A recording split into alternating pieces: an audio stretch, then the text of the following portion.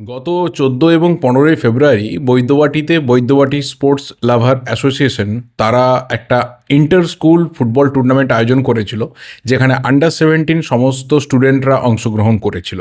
সেই 8 দলীয় টুর্নামেন্টে ফাইনালের দিন 15 তারিখে চাঁপদানি নিবারণ মুখার্জি ইনস্টিটিউশনকে হারিয়ে বৈদ্যবাটি বনমালী মুখার্জি ইনস্টিটিউশন 2-0 গোলে জিতে তারা কিন্তু চ্যাম্পিয়ন হয়ে যায় এবং রাইজিং স্টার কাপ 2.0 জিতে নেয়।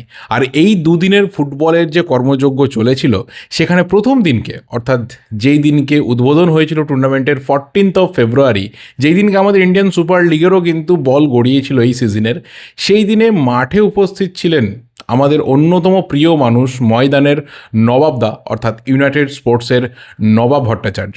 এবং আরও একটা বিষয় হয়তো তোমরা জানলে খুশি হবে, যে এই টুর্নামেন্ট থেকে মোট 3জন স্টুডেন্ট তারা কিন্তু কলকাতার একটি ক্যাম্পে, বেশ বড় একটি ক্যাম্পে ট্রায়ালের সুযোগ পেয়েছে।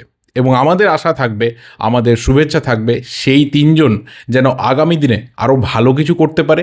এবং তার পাশাপাশি এই 3জনকে দেখে আরও যারা বাচ্চারা রয়েছে ফুটবলটা খেলছে, সিরিয়াসলি ফুটবল খেলার স্বপ্ন দেখছে, তারা যেন উঠে আসে, তারা যেন সামনের দিকে এগিয়ে আসতে পারে।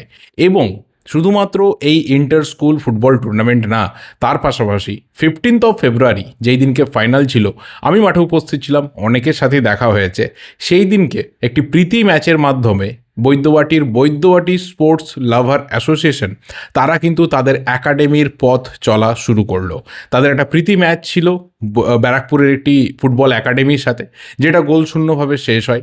সেই ম্যাচ দিয়ে কিন্তু বিএসএলের যে একাডেমি রয়েছে, যেখানে 8 বছর বয়সী বাচ্চা থেকে শুরু করে একদম 17 বছর বয়সী ছেলেমেয়েরা কিন্তু ফুটবল ট্রেনিং নেয়। এবং সেই যে একাডেমি, তারা তাদের প্রথম প্রফেশনাল বা ফ্রেন্ডলি প্রফেশনাল ম্যাচ খেললো। আগামী দিনে আমাদের তরফ থেকে সব রকমের শুভেচ্ছা বার্তা থাকবে যে এরা যেন অন্ততপক্ষে ভারতীয় ফুটবলের এই দুর্দিনে ভারতীয় ফুটবলকে এগিয়ে নিয়ে যাওয়ার বা নিজেদের স্বপ্ন পূরণ করার সব রকমের শক্তি সঞ্চয় করতে পারে।